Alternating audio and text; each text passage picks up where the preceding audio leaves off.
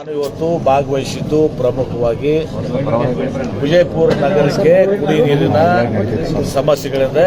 ಅದನ್ನು ತುರ್ತಿರುವಂಥ ಸಮಸ್ಯೆಗಳಿಗೆ ಮೊದಲು ಒಂದು ಸಮಸ್ಯೆಗಳ ಬಗ್ಗೆ ಇರಬೇಕು. ನಮಗೆ ಒಂದನೇ ಸ್ಕೀಮ್ನಲ್ಲಿ ಒಂದನೇ ಸ್ಟೇಜ್ನಲ್ಲಿ, ಎರಡನೇ ಸ್ಟೇಜ್ನಲ್ಲಿ 3 ಸ್ಟೇಜ್ ಆಗಿದಾವೆ. ಒಂದು 1969 ನನ್ನ ತಂದೆಯವ್ರ ಕಾಲಕ್ಕೆ ಆಗಿದ್ದು ಆ ಒಂದು ಸ್ಟೇಜು. ತದನಂತರ ಒಂದು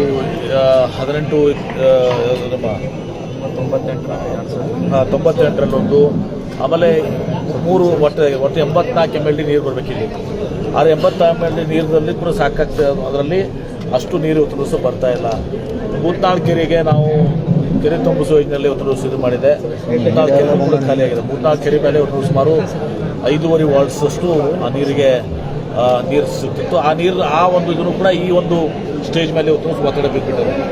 ಅದಕ್ಕೆ ನಾನು ಹೊಸದಾಗಿ ಒಂದು ಪ್ರಸ್ತಾವನೆ ಮಾಡಿದ್ದೀನಿ. ನಮ್ಮ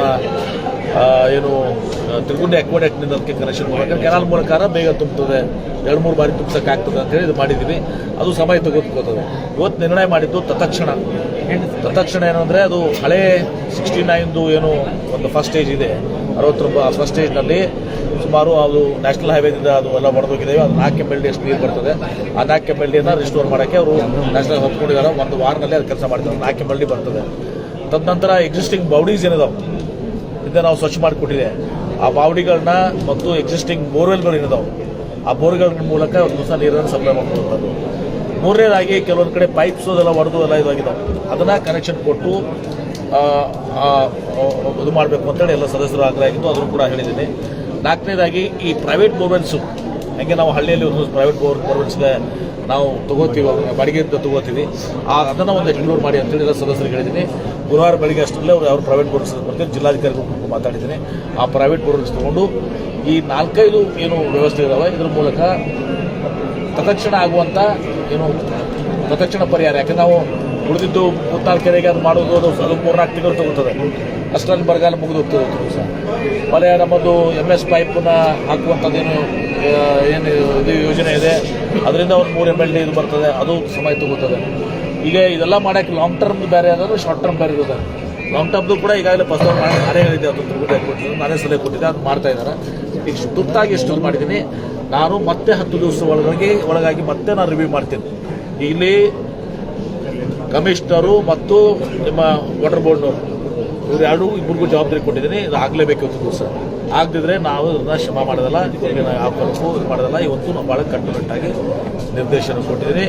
ತಪ್ಪಿದ್ರೆ ಒಂದು ದಿವಸ ಅವ್ರ ಮೇಲೆ ನಾವು ನಿರ್ದಾಕ್ಷಿಣ್ಯ ಕೋಟಿ ಹಣ ಖರ್ಚು ಮಾಡಿ ಮತ್ತು ಸಾರ್ವಜನಿಕರು ಕೂಡ ಅನೇಕ ದಾನಿಗಳಿಂದ ದುಡ್ಡು ಖರ್ಚು ಮಾಡಿ ಬೌಡಿಗಳನ್ನು ಖರ್ಚು ಮಾಡ್ತಾರೆ.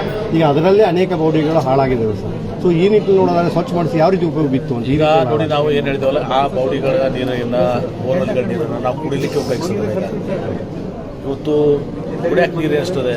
ಈ 84 MLD ಏನಿದ್ರೆ ಅದು ಭಾಳ ಒಂದು 5 MLD ಕುಡಿಯಾಕ ನೀರು ಪ್ರಕಾರ ನಾನು ಸರಿ ಇರ್ಬೋದು, ತಪ್ಪಿದ್ರು ಗೊತ್ತಿಲ್ಲ. ಆದರೆ ಮುಖ್ಯವಾಗಿ ಬೇಕಾಗಿದ್ದು ಸ್ನಾನ ಮಾಡೋಕ್ಕೆ.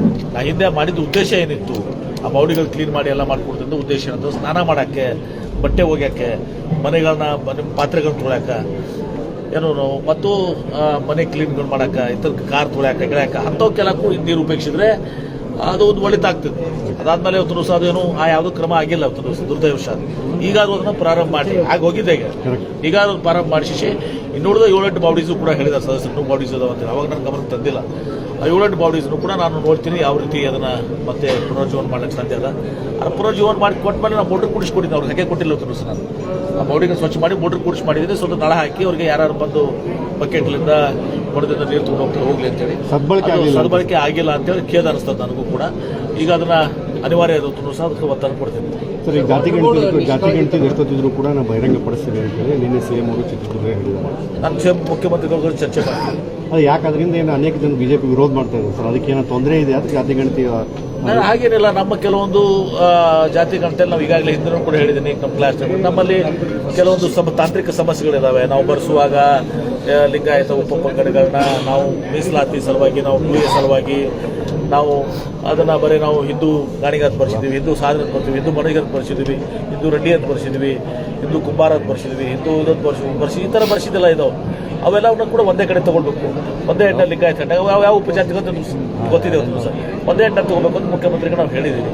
ಬಹುಶಃ ಮುಖ್ಯಮಂತ್ರಿಗಳು ಅದನ್ನು ಗಮನಿಸ್ತಾರೆ ಅಂತ ನಮ್ಗೆ ಲೋಕಸಭೆ ವಿಶ್ವಾಸ ಇದೆ. ಚುನಾವಣೆ ಒಳಗಡೆ ಘೋಷಣೆ ಕನ್ಸಿಡರ್ ನೋಡಿ ನಾನು ಮುಖ್ಯಮಂತ್ರಿ ನನಗೆ ಗೊತ್ತಿಲ್ಲ ಅವತ್ತು ಸಹ ಮುಖ್ಯಮಂತ್ರಿಗಳು ಚರ್ಚೆ ಮಾಡ್ತೀವಿ ಇದನ್ನ ಸರಿಪಡಿಸಿದ್ರೆ ನಮ್ದೇನು ಅಭಿವಾಗ ಅದಾಗಿಲ್ಲ.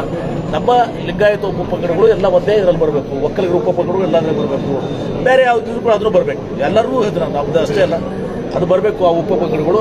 ಇಲ್ಲಕಂದ್ರೆ ಅವತರನ್ನ ಬಿಟ್ಟು ಹೋಗ್ಬಿಟ್ರೆ ಅವರು ಹಿಂದೂ ಗಾಣಿಗಾತ್ ಬರ್ಸಿದ್ದಾರೆ, ಹಿಂದೂ ಬಣಜಿಗಾತ್ ಬರ್ಸಿದ್ದಾರೆ, ಹಿಂದೂ ಸಾದರತ್ ಬರ್ಸಿದ್ದಾರೆ, ಅವ್ರು ಬಿಟ್ಟು ಹೋದ್ರೆ ಅವ್ರು ಲಿಂಗಾಯತ ಬರ್ಸಿಲ್ಲ, 2 years ಎಲ್ಲ ಬರ್ಸಿದ್ದಾರೆ, ಲಿಂಗಾಯತ ಬರ್ಸಿದ್ರೆ 2 years ಸಿಕ್ಕದಲ್ಲ ಅಂತೇಳಿ ಬಿಟ್ಟರೆ ಒಂದು ಸಹ ಅನ್ಯಾಯ ಆಗ್ತದೆ.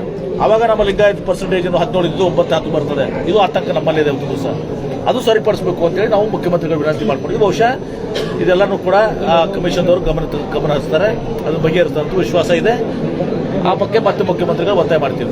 ರಾಷ್ಟ್ರಪತಿಗಳಿಗೆ ಏಕವಚನದಲ್ಲಿ ಸಿದ್ದರಾಮಯ್ಯ ಮಾತಾಡೋ ಬರದಲ್ಲಿ ಮಾತಾಡಿದ್ರು. ಅಂದ್ರೆ ಮೊನ್ನೆ ಅವ್ರ ಬಗ್ಗೆ ಏಕವಚನದಲ್ಲಿ ಮಾತಾಡಿದಾಗ ಅದಕ್ಕೂ ಕೂಡ ಖಂಡನೆ ವ್ಯಕ್ತ ಆಗಿತ್ತು. ಅವರು ಕೂಡ ಬಿಜೆಪಿ ಅವರು ವಿರೋಧ ವ್ಯಕ್ತ ಅವ್ರು ಹೇಳಿದ್ದಾರೆ ಈಗ ಅವತ್ತು ಸಹ ಮಾತಾಡೋ ಬರದಲ್ಲಿ ಮಾತಾಡಿದ್ದೀನಿ ಅಂತ ಅವ್ರಿಗೆ ವಿಷಾದ ವ್ಯಕ್ತಪಡಿಸಿದ ಅಲ್ಲಿಗೆ ಮುಗಿತಾರೆ. Thank you sir.